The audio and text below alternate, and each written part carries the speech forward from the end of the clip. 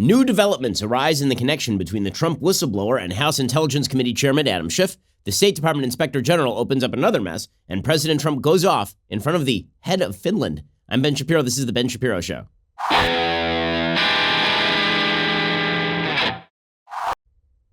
I mean, I do have to say, you have to feel a little bit bad for the foreign leaders who sit there while President Trump goes off because, man, when President Trump does these press conferences and goes off on the press and then goes off on the Democrats, and you are like the president of Finland or the prime minister of Finland, and you are sitting there looking like you just cannot wait to get out. You look like Jim from The Office. It's pretty spectacular stuff. Well, a lot breaking in the news. First, I think that it's important to make a note that Andrew McCarthy makes today over at The Hill. He, of course, is a legal correspondent for National Review, and he gives some important information about the background of this whole impeachment inquiry, and that is that so far it is basically kabuki theater, meaning it's not an official impeachment inquiry. For all the talk about it's an impeachment inquiry, and we're supposed to put all of our focus into impeachment, nothing has actually fundamentally changed. Here's what Andy McCarthy writes today.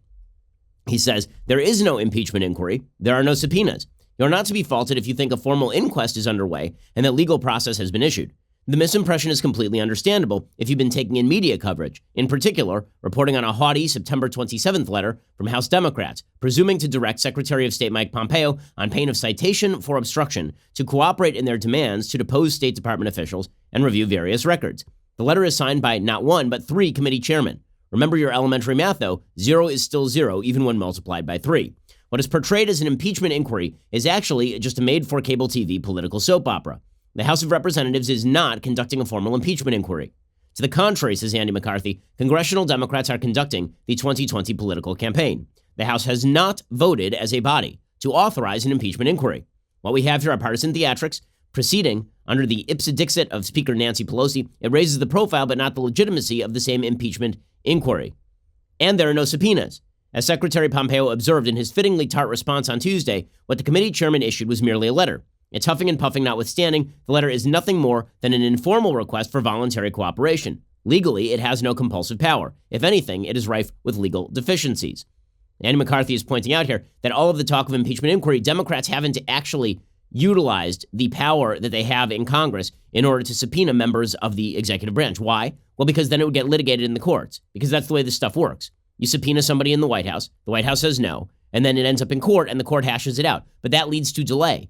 Instead, what the Democrats are doing is they are issuing fake subpoenas, basically, requests for people to show up. If the White House says, hold up a second, they then accuse the White House of obstruction. So this appears to be manufactured. I mentioned this yesterday, that the Democrats are now using a wide variety of theories in order to justify their push for impeachment. As it turns out that the quid pro quo arrangement, supposedly evident from the Trump-Ukrainian President Zelensky's phone call, falls apart. As it turns out, that allegation doesn't make any sense in the absence of any information that the Ukrainian leadership believed that the president was withholding military aid. As that becomes clear, the Democrats are now shifting the narrative on impeachment. Maybe the impeachment is not about quid pro quo after all. Maybe it's about President Trump mouthing off. Maybe it's about President Trump yelling at the whistleblower. Maybe it's about obstruction of justice. Well, what if the Democrats basically boxed themselves in here? What if Nancy Pelosi went off half-cocked because she believed that it was important to get her base on board because she couldn't hold them back any longer, because Nancy Pelosi isn't actually in control of this process. Remember, earlier this year, Nancy Pelosi tried to take out the squad. Earlier this year, Nancy Pelosi tried to marginalize the radicals in her base. And President Trump basically prohibited her from doing that by attacking the radicals in her base, forcing her to rally around them. Well, that meant that Nancy Pelosi is now subject to their whims. And that means, ironically, that President Trump unifying Nancy Pelosi with the radicals in her base led to this faux impeachment inquiry. Well, as Andy McCarthy writes, standing committees do have subpoena power, so why not use it? Well, because subpoenas get litigated in court when the people or agencies on the receiving end object. Democrats want to have an impeachment show, inquiry on television. They don't want to defend its bona fides in court. And they certainly don't want to defend their letter threatening obstruction.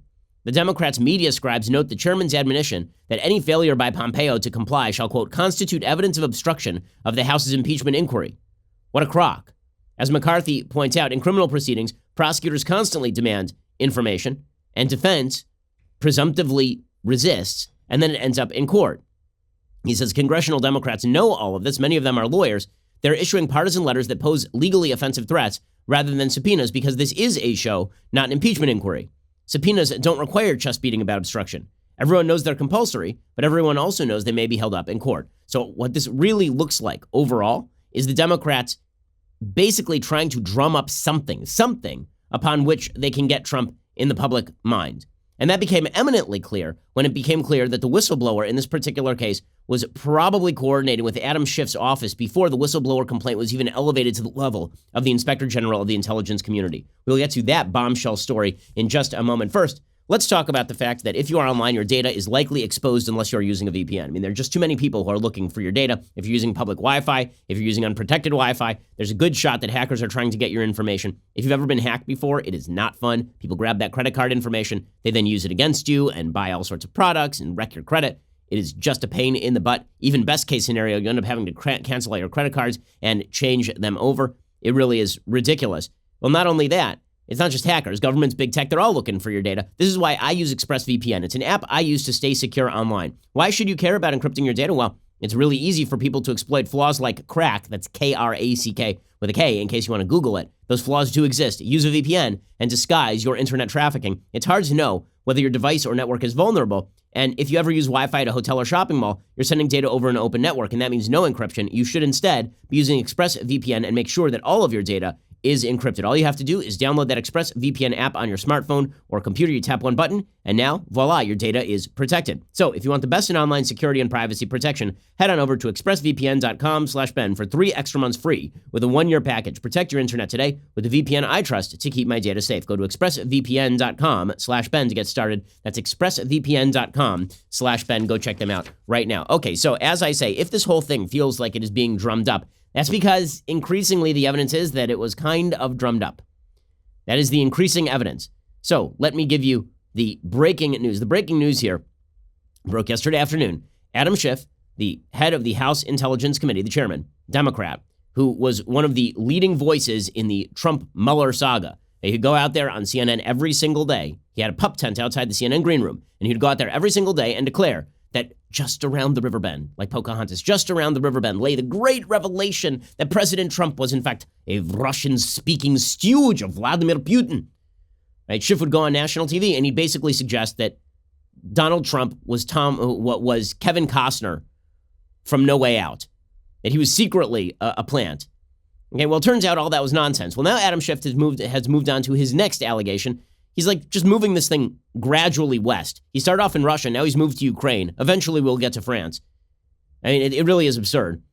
Now, this does not mean that the whistleblower complaint has no merit. We don't know yet. But the fact that the whistleblower was coordinating with Schiff's office to begin with does raise some suspicions, particularly because the whistleblower complaint was incredibly well written. I mean, just as a piece of writing, an A+, right? A++, really good piece of legal writing. This led people to suspect, wait a second. CIA officers do not write like that. That sounds like somebody has vetted this thing. This sounds like a lawyer helped draft this thing. Well, now, as it turns out, the Democratic head of the House Intelligence Committee, Adam Schiff, learned about the outlines of a CIA officer's concerns that President Trump had abused his power before the officer filed a whistleblower complaint, according to a spokesman and current and former American officials. This is according to the New York Times. The early account by the future whistleblower shows how determined he was to make known his allegations that Mr. Trump asked Ukraine's government to interfere on his behalf in the 2020 election. It also explains how Mr. Schiff knew to press for the complaint when the Trump administration initially blocked lawmakers from seeing it. Well, I mean, it shows a little bit more than that. I love how the New York Times is trying to suggest that the real story here is that the whistleblower was so determined to get out his story, he went to Adam Schiff. Now, the real story is that the whistleblower was coordinating with Schiff's office to get the information out there without going through the proper channels. Right? Because here is what happened. According to Schiff's own aide, the CIA officer approached a House Intelligence Committee aide with his concerns. And the House Intelligence Committee said what he was supposed to say. He said, go get a lawyer, and elevated up the chain. He then proceeded to report the entire story up to Adam Schiff. And Adam Schiff, being a dunce, decided to tweet out the entire story on August 28th on Twitter.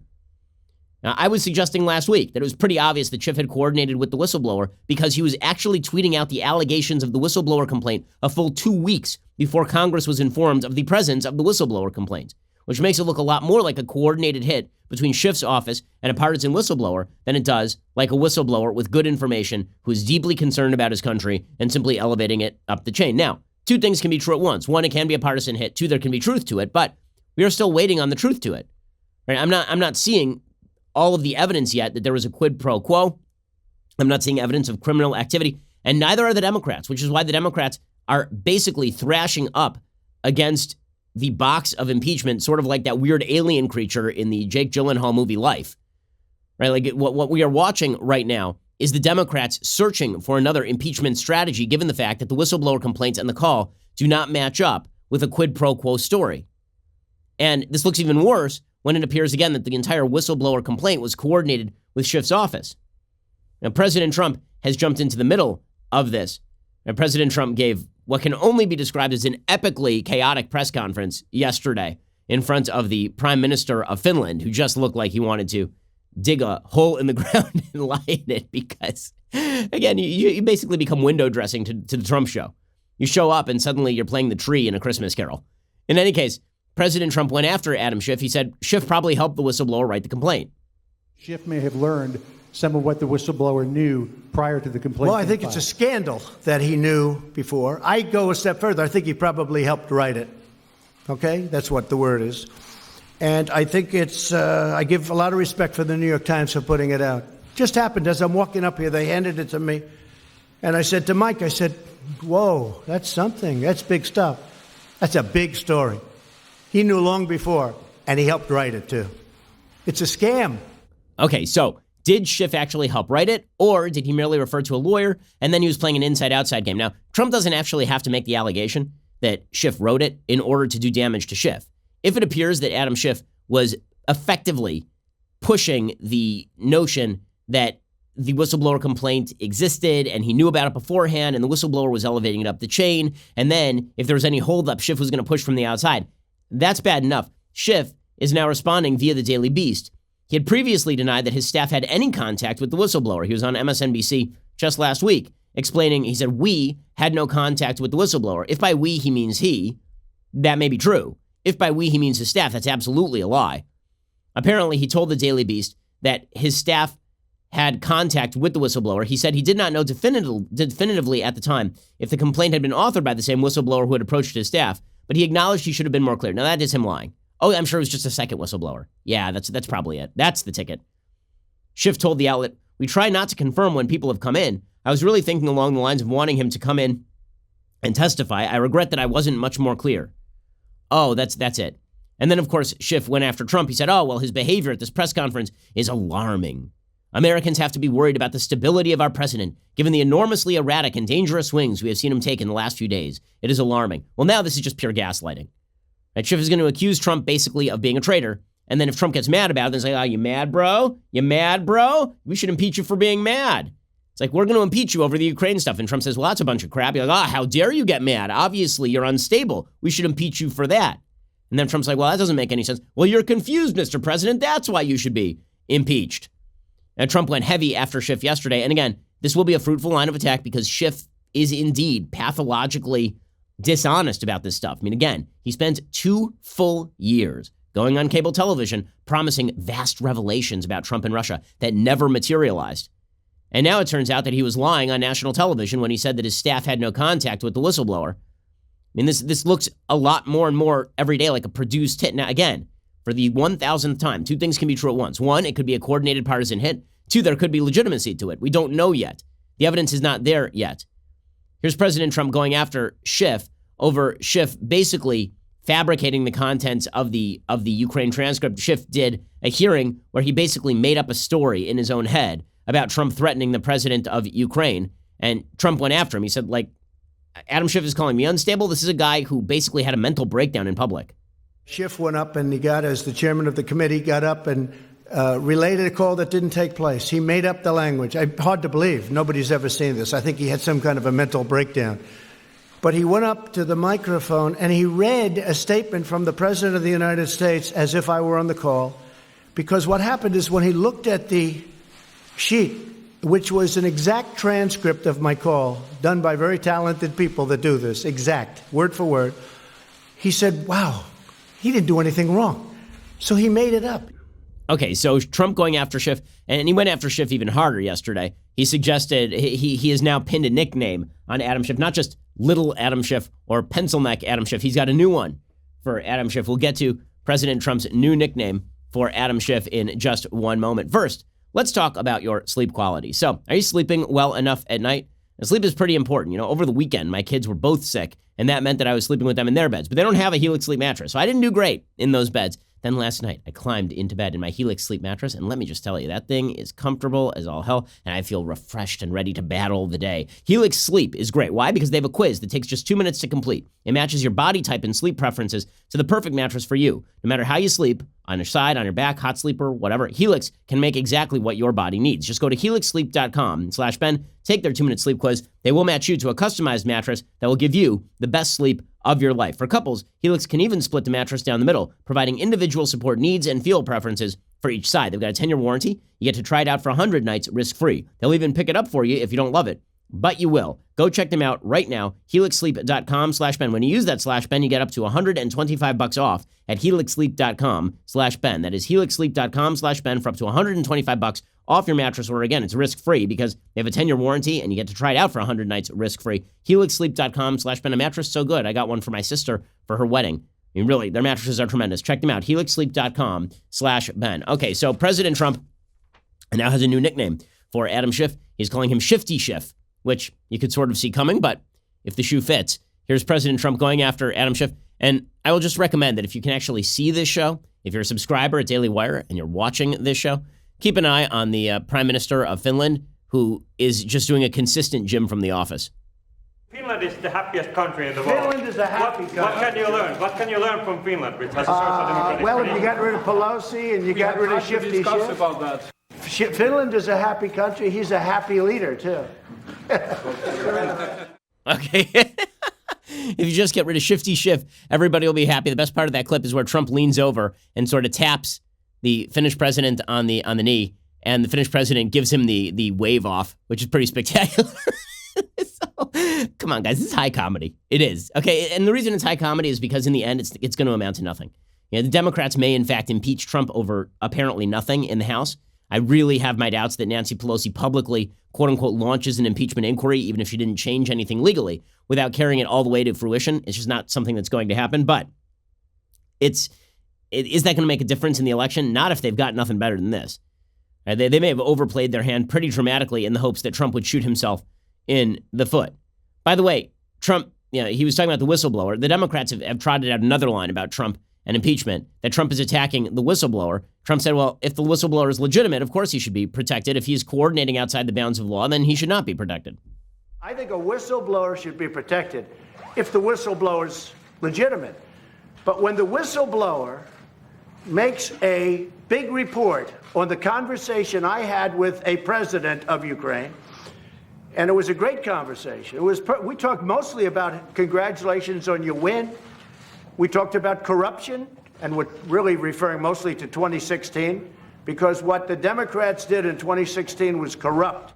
Okay, so again, I think that Trump's complaints about the whistleblower, given the coordination between the whistleblower and Schiff, while Trump's language is never modulated correctly, his basic point, which is that he's suspicious about the whistleblower and the relationship with the Democrats, given that New York Times report, hard to argue with them on that. Meanwhile, a bizarre situation over on the Hill yesterday.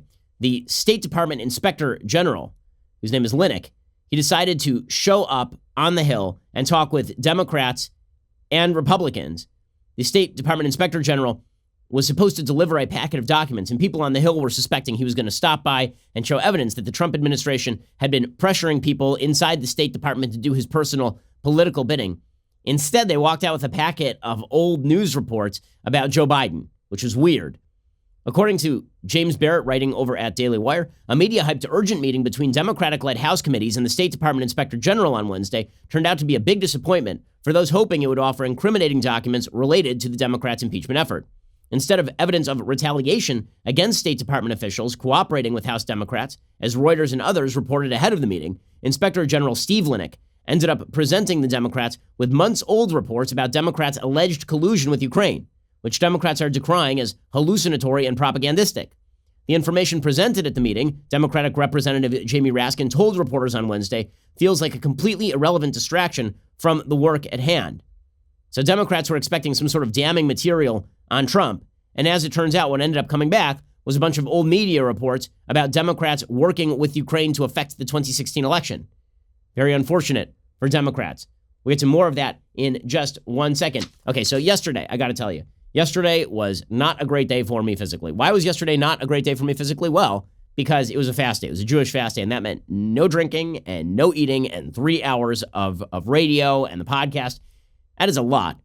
I sure could have used a liquid IV infusion at that point. It's not kosher, but I promise you that Michael Knowles, the execrable, and Andrew Klavan, who only stays alive basically thanks to liquid IV, they were badgering me yesterday that I should have just hooked up that liquid. So what exactly is liquid IV? Well, it's the fastest, most efficient way to stay hydrated. It hydrates you faster and more efficiently than water alone, with an added bonus of vitamins C, B3, B5, B6, and B12. It is the fastest growing wellness brand in America. You can find them everywhere, even at Costco. All liquid IV products utilize cellular transport technology, a specific ratio of glucose, sodium, mine salt, and potassium. When mixed with 16 ounces of water, it helps your body absorb more of the water and nutrients you drink directly into your bloodstream. They've got convenient TSA-friendly powder packets for travel, by the way, which does help prevent jet lag and altitude sickness. You need to stay hydrated. I found that out yesterday. Don't find it out the hard way. Instead, go check out Liquid IV. You will love it. Right now, my listeners get 25% off at liquidiv.com when you use my code BEN at checkout. That is 25% off anything you order on Liquid IV's website. Go to liquidiv.com, enter my promo code BEN to get your savings. Start getting better hydration. That is liquidiv.com, promo code BEN. Don't wait. Start properly hydrating today. Okay, so what exactly happened in this meeting? Well, according to CBS, in a briefing on Capitol Hill, the State Department Inspector General gave attendees a packet of hallucinatory propagandistic materials and articles about Ukraine, Biden, Giuliani, Trump hotels, and other matters that were sent to the Secretary of State several months ago, according to Democratic Representative Jamie Raskin and congressional aides. The cover sheet of the documents, which was written in calligraphy, claims to have been sent from the White House, CBS reports, but nobody really knows who sent the materials. It later turned out that Rudy Giuliani said it was me. So, Rudy, come on, this is worthy of informing Congress about, that Rudy Giuliani sends weird Zodiac letter love notes to the State Department. By the way, what that does tend to show is that the Trump administration was not going to the State Department and saying top down, we want you to go investigate all this stuff. You had Rudy Giuliani from the outside as part of the Trump campaign sending a letter to the State Department and saying, you know what, you should investigate all this stuff. Now, if the State Department initiated an investigation on that grounds, is that cause for great concern? Here is Rudy Giuliani talking. So anyway, Rudy Giuliani, when he talks about all this, he's always weird about it. He acknowledged that he had sent this entire package to the State Department, and his idea was that he was going to inform them of stuff that they should check out. CNN reported that it was indeed Giuliani who turned over the documents. He told CNN Wednesday evening that some of the documents provided to Congress by the State Department's IG had originated with him. He apparently gave the documents to the White House, which then passed them to Secretary of State Mike Pompeo, according to a source familiar with the matter. Pompeo then gave the documents to a subordinate who provided them to the legal counsel at the State Department, and the documents were ultimately given to the Inspector General. Giuliani said that in late March, he had routed what he called an outline of allegations against Biden, as well as Marie Yovanovitch, who is the ambassador to Ukraine from the United States, to Pompeo's office.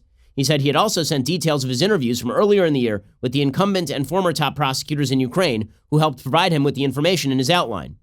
Giuliani said he received a phone call shortly thereafter from Pompeo, who told Giuliani he'd be referring the documents for investigation. Giuliani told CNN they told me they were going to investigate it.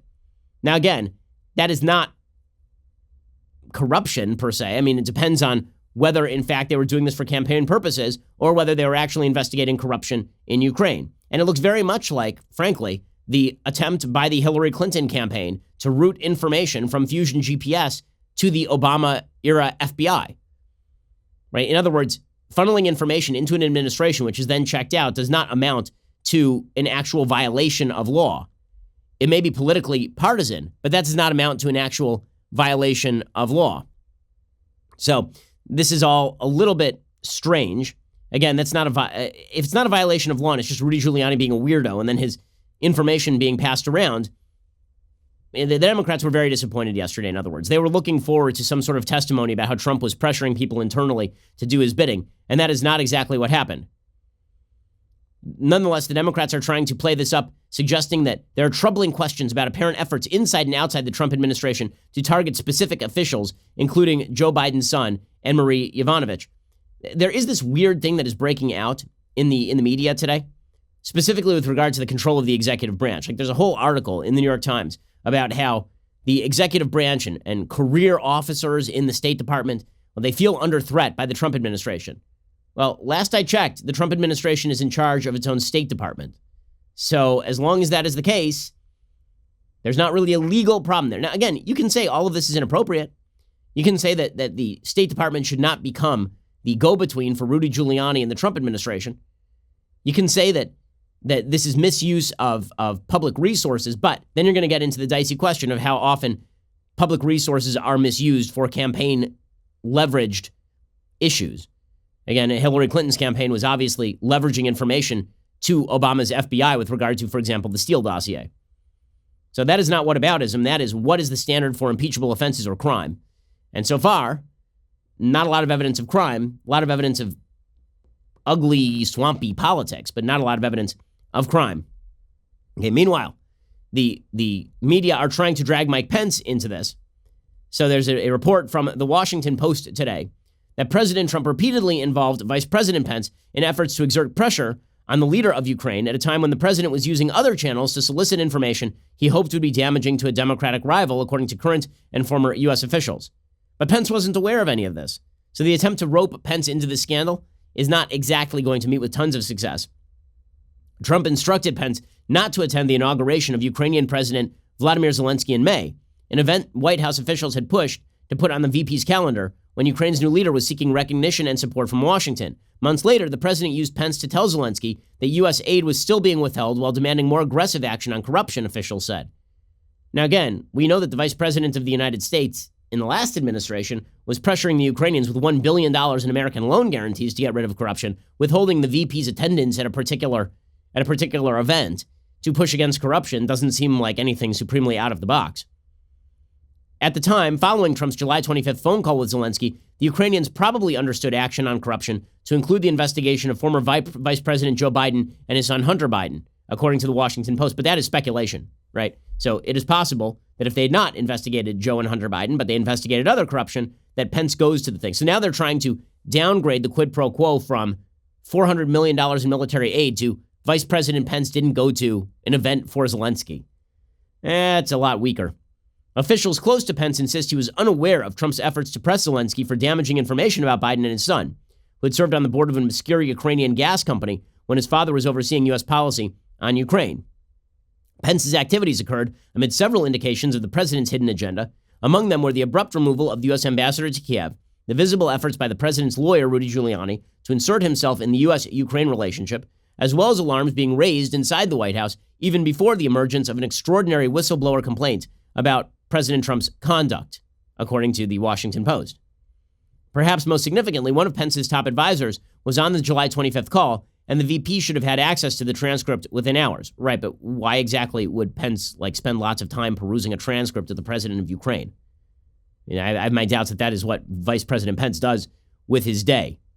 So now they're trying to rope Pence into this. Why? Because the suggestion is if they can impeach Trump, then they can also impeach Pence.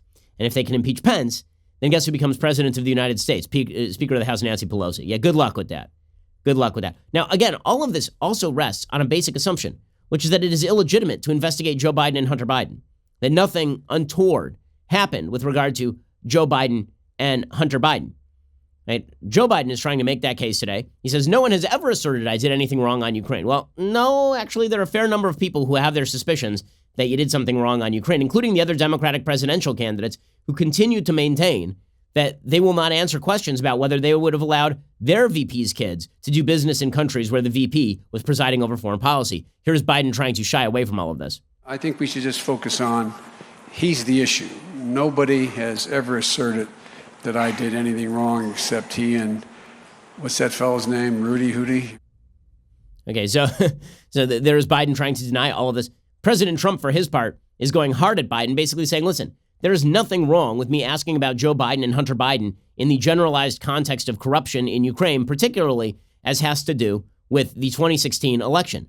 Because Rudy Giuliani is making the claim that the 2016 election was actually impacted by Ukrainian, not Russian influence. I mean, there is a story out today specifically about a Ukrainian prosecutor, Viktor Shokin, the one who is now at the center of the Joe Biden allegations. He's the one that Joe Biden wanted fired.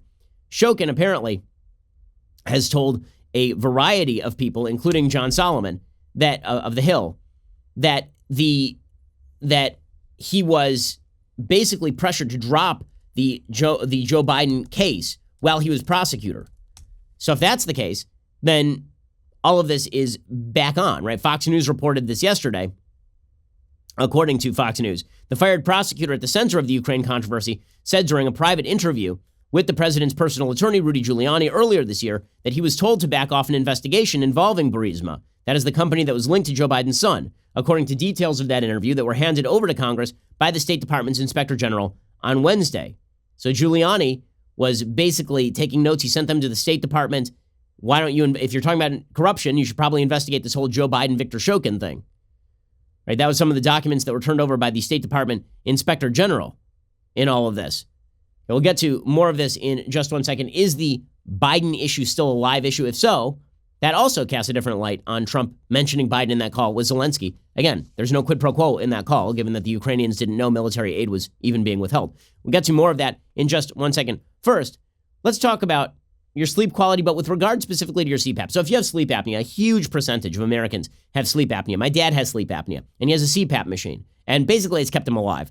And the CPAP machine is a wonderful invention. However, it is incredibly annoying to clean. It's very difficult to clean. There are nearly 1 billion individuals affected by sleep apnea around the world. There are lots of negative health issues that can arise when CPAP equipment is not cleaned properly. So, if you want a safe and effective automated sanitizing solution, you should check out SoClean. It is the world's first automated CPAP cleaner and sanitizer. SoClean kills up to 99.9% of all CPAP germs and bacteria that can build up in your mask, hose, and reservoir. It's easy to use. You just put the mask in, you close the lid, you walk away. It works with all the popular CPAP machines and masks. SoClean uses advanced technology to sanitize your CPAP equipment with just the touch of a button. It is a safer, healthier way to breathe cleaner and have a better CPAP experience. If you want to have a better night's rest, if you want to make sure that you're not breathing in all sorts of stuff you shouldn't, you really should check out SoClean. Right now, for our listeners, you can try SoClean risk-free for 30 nights. Even shipping is free. So don't wait. Go to SoClean.com right now. Take advantage of the 30-night risk-free trial and free shipping. That is SoClean.com. Again, SoClean.com. Okay, we'll get to more of Joe Biden. And is there a there? Maybe. Certainly the Democrats do not want to talk about whether there is a there. We'll get to that in just one second. First, good news for Another Kingdom fans. The third and final season is here. This Monday, October 7th, episodes 1 and 2 will be released. If you are a subscriber over at Daily Wire, you get exclusive access to both tomorrow. So don't wait. Subscribe right now. Also, seasons 1 and 2 available at dailywire.com. Make sure to check those out and get caught up. It's really a lot of fun. Also, if you're a subscriber, you know you get special access to our Sunday special, including material behind the paywall. You get our Sunday special on Saturday. This week, we sat down with my friend Meghan McCain, and it really is a spectacular episode. Here's a little bit of what it sounds like. There just really isn't a lot of compromise. So I just thought, if I'm going to do this job this way, I just have to 100% not care what anybody thinks, but really not care what the left thinks. But what I have in return is so much better, because I think that I feel gratitude in the fact that I can represent so many people who are voiceless in the mainstream media. Not to talk up my own interviews, but this is a fantastic interview. Meghan McCain is a great guest, and we go over everything from her dad and his legacy to what it's like to be the only conservative really on The View every day. It's just spectacular. We get into some really kind of deep personal issues. It's really fantastic. Go check it out this Sunday. You can get it early on Saturday if you're a subscriber. Also, when you get the annual subscription, of course, you get this, the very greatest in beverage vessels. Yesterday, let me tell you, I was itching to drink from the very greatest in beverage vessels. My throat was just killing me, and I was looking for the refreshing beverage that came in this beverage vessel. Unfortunately, it was a Jewish fast day. It's that time of year. It was Tzom Gedalia yesterday, which is another one of the fasts about the destruction of the Jerusalem. We have another fast day next week when I won't be able to use the leftist tears hot or cold tumbler, but that is why I'm drinking copiously from it today to replenish my precious bodily fluids. Go check that out. Yeah, for $99 a year, you get the very greatest in beverage vessels. Please subscribe. We really appreciate it. We are the largest, fastest growing conservative podcast and radio show in the nation.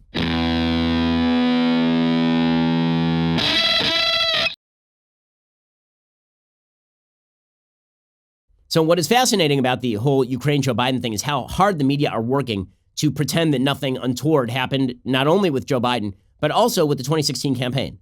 It was Politico that first reported in 2017 that the Hillary Clinton campaign and the DNC had been openly coordinating with the Ukrainian embassy to dig up information on Paul Manafort that they could use against the Trump campaign, and that the Obama administration was involved as well in that effort, right? All of that has been reported over the past couple of years. Now we're supposed to pretend that all of the Ukrainian influence in the election was basically on the up and up. So we were supposed to, let's just be straight, we were supposed to focus on Russian interference in the election up through 2019 until the Mueller report ended. And then as soon as the Mueller report ended, we are no longer supposed to focus on Ukrainian influence.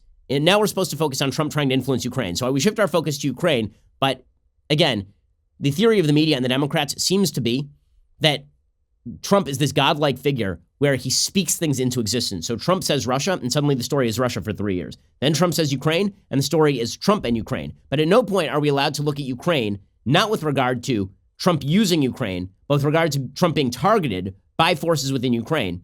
And the opposite is true also. We're not supposed to look at Russia when Barack Obama was president. We're only supposed to do it when Donald Trump talks about Russia.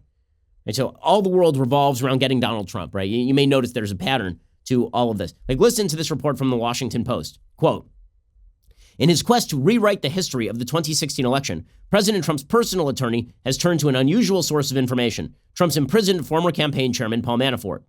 Rewrite the history of the 2016 election? Well, I mean, again, Politico did report that the Hillary Clinton campaign was digging up dirt with the Ukrainian embassy on Trump's campaign manager. And that was Politico. That's not Giuliani. Apparently, Giuliani consulted with Paul Manafort, which makes some sense because Paul Manafort was deeply embedded in the politics of Ukraine and, of course, was apparently deeply corrupt.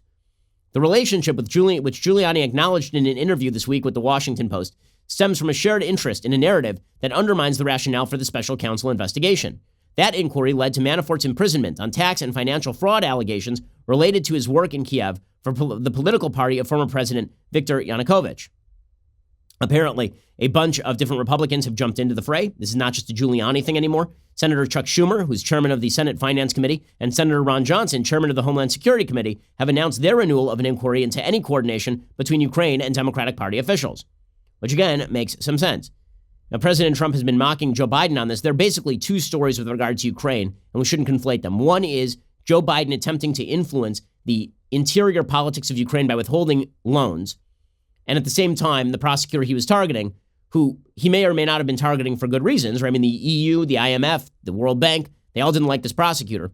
But that prosecutor was apparently presiding over an investigation into Biden's son. Right? That's story number one. And then story number two is Hillary Clinton and the DNC and the Obama administration coordinating with the Ukrainian embassy to dig up dirt on Trump's team during the 2016 election, right? Those are two separate stories. And President Trump has been going hard after Biden. Yesterday, he tweeted what is one of the funniest tweets of his presidency. He tweeted out, look at the picture, and used a Nickelback video to do so. Twitter has now pulled it down for copyright infringement, which is just ridiculous. It's obviously satire. It's a clip of Joe Biden explaining that he's never spoken to his own son about overseas business dealings, juxtaposed with a picture of Hunter Biden, Joe Biden, and a Ukrainian gas official all golfing together. Have you ever spoken to your son about his overseas business dealings? I've never spoken to my son about his overseas business dealings. Look at this photograph. Every time I do, it makes me laugh. How did our eyes get so red? And what the hell is on Joey's head? Okay, that's pretty spectacular. That is some grade A presidential tweet trolling. Trump was didn't bother with the Nickelback references yesterday in the presser. He just said Biden and his son are stone cold crooked. Now, let's be real about this. Hunter Biden probably is stone cold crooked. Okay, I don't know about Joe. There are lots of, when you are a famous person, there are lots of hangers on who probably try to use your name to get access in high places. The fact is that Hunter Biden, who is basically a failure in everything he has ever tried, was getting paid $50,000 a month to be on the board of a Ukrainian gas company. You can't imagine it's because of his expertise in oil and natural gas. Right? It probably has a lot more to do with the fact his daddy was VP of the United States. Is that on Joe Biden? I mean, not really. Lots of people are sympathetic toward their own kids. President Trump is sympathetic toward his own kids. With that said, does that exonerate Joe Biden? Not really. Here's Trump going after them. What did you want about Biden? What did you want him to look into on Biden? Look, Biden and his son are stone cold crooked, and you know it. His son walks out with millions of dollars. The kid knows nothing. You know it, and so do we. Go ahead, ask a question. But the question, sir, was what did you want President Zelensky to do about Vice President Biden and his son Hunter? Are you talking to me? You talking to me? I'm walking here. You talking? Okay. And in any case, the Democrats are trying to downplay all of this, obviously. So John Brennan, who is the head of the CIA while he was in the Obama administration, and who proceeded to spend 2 years, again, claiming that there would be undisclosed information linking President Trump to Vladimir Putin, demonstrating that he was in fact a traitor. Now he's like, I don't want to look at the 2016 election anymore. Why are we even looking at the 2016 election? So just to get this straight, for 2 long years, all the Democrats wanted to talk about was corruption in the 2016 election. Now, when Trump raises the question about whether there was Ukrainian interference in the 2016 election, again, based on published reports in places like Politico, John Brennan's like, we probably shouldn't. Should we look into that? Nah, nothing to see here. Nothing to see here. Pay no attention to the John Brennan behind the curtain. I remember William Barr, when he was testifying in front of Congress, he said he didn't understand the predication of the counterintelligence investigation that was launched into Russia's interference in the 2016 election. I don't understand the predication of this worldwide effort to try to uncover dirt, either real or imagined, that would discredit that investigation in 2016 into Russian interference. On one hand, the Obama administration is crucified for not doing enough. Mm-hmm. And now they're looking for what we might have done in order to try to understand better and to prevent the Russian interference. Well, no. I mean, John Brennan contradicts himself 7 ways from Sunday in this clip alone, right? He says, William Barr went out there and he said, why are we investigating Russia? Well, why are we investigating Ukraine? Okay, well, you wanted Russia investigated. So actually the hypocrisy here is you. You wanted to interfere certain foreign investigation. You wanted to investigate certain foreign interference into the election, but not other foreign interference in the election. He says, well, we were criticized for not doing enough. And now they're saying that we did too much. Well, no, they're wondering if you launched an investigation under false auspices, then that would make a difference. If you're talking about the use of public dollars for electioneering, it seems to me that if it turns out that the Trump-Russia investigation was launched on false premises in order to get Trump, that makes a difference. And if it turns out that the Obama administration or the Hillary campaign were coordinating with the Ukrainians, that seems like that would be impactful as well, especially if you want to prevent future interference in elections. John Solomon, who's been reporting on this incessantly from the Hill. Again, people keep saying that John Solomon's reporting on this has been debunked. I've seen no evidence that his reporting on this has been debunked. He says that a Ukrainian court has already found that leaked documents affected the 2016 election from Ukraine. What about the evidence Ukraine meddled in our election? They say, no, that didn't happen. Did that happen? Yeah. It did. A Ukrainian court has ruled in December of last year that a senior law enforcement official and a parliamentary member intentionally leaked documents about Paul Manafort and Donald Trump in an effort to intervene in the U.S. election. That is an official ruling of a Ukrainian court. Okay, so that much is true. So, again, all of this is a mess. Basically, you've got the White House investigating Ukraine and the State Department investigating Ukraine, and then you've got the Congress investigating the White House for investigating Ukraine. It's all a mess. Is any of it impeachable? Does any of this have to do with impeachment? It seems like we're pretty far afield, right? It was funny. I was talking to my mom, who kind of follows this stuff, I would say peripherally. And she follows it closely enough that she sort of knows what's going on, but she's not in the weeds on this. And maybe over the weekend, she was asking me, so what's the deal with this impeachment stuff? And I started to try and explain it to her. I got about a paragraph in, and she said, sounds like bullcrap. And I feel like that's how most Americans are going to respond. Because this started off with a very clear allegation that Trump was engaged in a quid pro quo with the Ukrainian government, right? That Trump was basically paying off the Ukrainian government to investigate his domestic political opponents. And now we've got, did Ukraine interfere in the 2016 election? What was Rudy Giuliani doing in Ukraine? Did the Democrats coordinate with the whistleblower? Is there any criminal activity? If there is no quid pro quo, maybe there's a secondary quid pro quo with Mike Pence, but Pence didn't know about it. Like it's all very, very complicated. The more complicated this gets, the harder a sell it is to the American public. Now, it's funny. I got a question, to let you behind the stages of what happens here at the Daily Wire. I got a question from a member of the media the other day about the impeachment effort. And it was from somebody on the left, obviously. And this person said, well, what I don't understand is Republicans who are sticking by Trump. Why don't they just say, well, so fine, we get President Pence. Like, what would be the big deal? Okay, a couple of things. One, people should not be impeached over non-criminal behavior. Seems like a pretty obvious one, like the truth actually matters. And two, the fact is that Republicans rightly see this, I think, based on the current evidence, as a smear against Republicans generally. And this reporter was asking me, I get the theory that Republicans sort of see Trump as their avatar, and so an attack on Trump is an attack on them. And I said, well, no, you're getting this wrong. You've got the polarity reversed. Republican voters feel like they've been attacked by the media. We feel like we have been attacked by the powers that be. We feel like the Democratic Party has been targeting us as bitter clingers who cling to our God and our guns. We feel like we've been targeted for years. And then Trump gets elected, and you throw exactly the same accusations, but you put on top of it a bunch of politically motivated accusations that he's a traitor. And so it's not that Trump is somehow like the tip of the spear. It's that Trump is, in fact, the attacks on Trump are so similar to the attacks on conservatives generally that conservatives see attacks on Trump and they say, well, that is an attack on me because if Trump weren't here, they'd still be attacking me the same way. And they're right about this. The reason that Trump is popular in Republican circles is because the left is consistently attacking him and because Trump is aggressive. Right? Trump's aggressive instinct, his willingness to fight back, is indeed what endears him to the Republican base. It's why he's the president right now. So for all the talk that, listen, I'll talk about how I think he's not focused enough in his pushback, how I think he's scattershot, how I think that he's wild on Twitter. The fact is that his aggressive instinct is the reason that he is popular among Republicans. I mean, here's perfect evidence. So President Trump, yesterday, he was talking about Nancy Pelosi and the Democrats getting very aggressive. And he says, listen, Paul Ryan never did this. Now look at Nancy Pelosi. Nancy Pelosi hands out subpoenas like, she has to approve it. She hands out subpoenas like they're cookies. You want a subpoena? Here you go, take them like they're cookies. Paul Ryan would never give anybody a subpoena. No, let's talk about it. That's a big thing to give a subpoena. Let's talk about it. 2 weeks later, they're still talking. They wanted subpoenas to investigate the corrupt Democrats and the corrupt people on the other side. Paul Ryan would not give subpoenas. Okay, so his idea here is that Republicans have always played by the rules and Democrats never play by the rules, so I'm not going to play by the rules.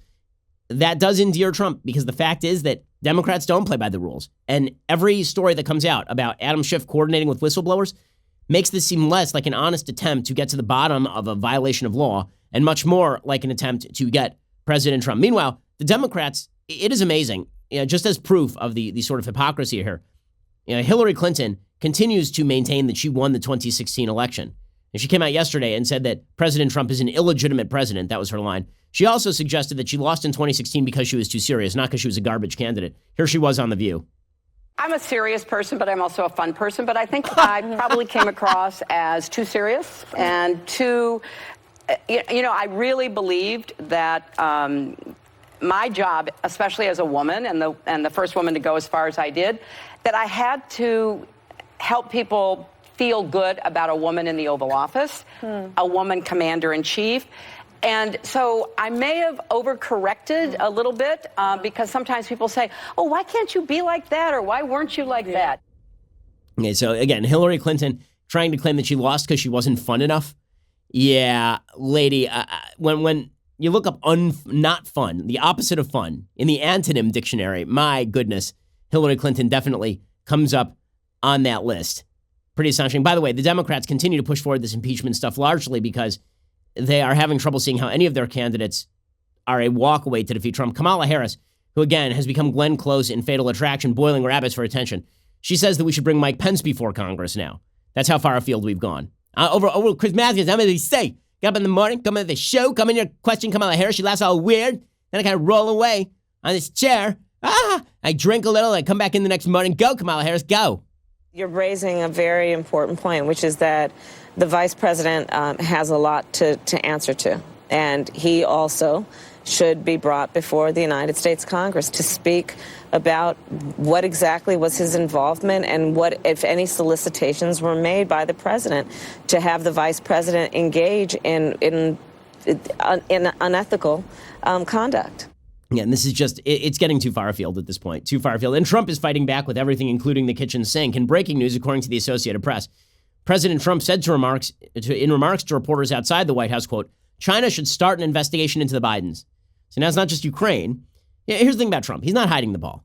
Okay, for all the talk about Trump, secretly behind the scenes manipulating things, this is a dude who does not hide the ball, right? Ever. I mean, he just, everything is right out there. He's not hiding anything. And this is a guy who, the way that he met Melania Trump is he was at an event where she was with another dude and he just walked up to her and gave her his phone number. That is what Trump is in a nutshell, right? Trump is not a manipulative player from behind the scenes. He doesn't have a plan. He just says it. And so he said it about China today. So the Democrats will undoubtedly claim that this is now impeachable too, right? Even though it's just Trump mouthing off. He said China should start an investigation into the Bidens. He said he had not directly asked Chinese President Xi Jinping to investigate Biden and his son Hunter, but he said it's certainly something we could start thinking about. Trump and personal lawyer Rudy Giuliani have tried to raise suspicions about Hunter Biden's business dealings in China, leaning on the writings of conservative author Peter Schweizer. By the way, if there's one author who's made a huge difference in the course of American elections, it would be Schweizer, who's very instrumental in Hillary and Emailgate and all the rest of it, and the corruption inside the Hillary Clinton State Department and the Clinton Foundation. Trump is not hiding the ball here. So basically, this is turned back into the miasma of fighting. None of it sounds impeachable. All of it is confusing and chaotic, and that is why this effort in the end is going to go nowhere, I think. Okay, time for a quick thing I like and then some things that I hate. So, things that I like today. So this was just an unbelievable thing. So Botham Jean is this accountant, black accountant, who was horrifically and tragically killed, murdered by a police officer off duty named Amber Geiger. She walked into an apartment she thought was hers. She saw Botham Jean in there and she shot him to death. Well, yesterday she was sentenced to 10 years in prison, which seems like an appropriate sentence for what probably was manslaughter, but was convicted as first-degree murder. Brant Jean was Botham Jean's brother. And, I mean, you want to talk about a person with absolute class. You want to talk about a person with just integrity and decency. This is an amazing, amazing thing. Here he is at the sentencing hearing asking if he can give the woman who killed his brother a hug. I mean, it's an unbelievable thing. I mean, I wish, I hope that, God forbid, in a similar circumstance, I would have this kind of moral quality. This is an incredible, incredible thing. Here's Brant Jean. I forgive you. I know if you go to God and ask him, he will forgive you. I don't even want you to go to jail. I want the best for you because I know that's exactly what both of them would want you to do. And the best would be give your life to Christ. I don't know if this is possible, but can I give her a hug, please?